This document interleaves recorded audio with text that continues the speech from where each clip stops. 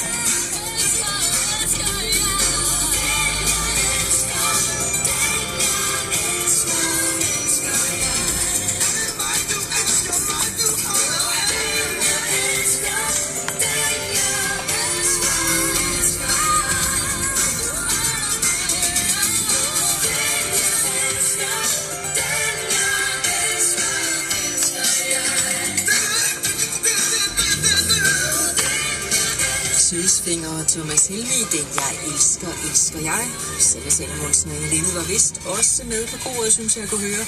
Det er i hvert fald de to damer, der har skrevet sammen.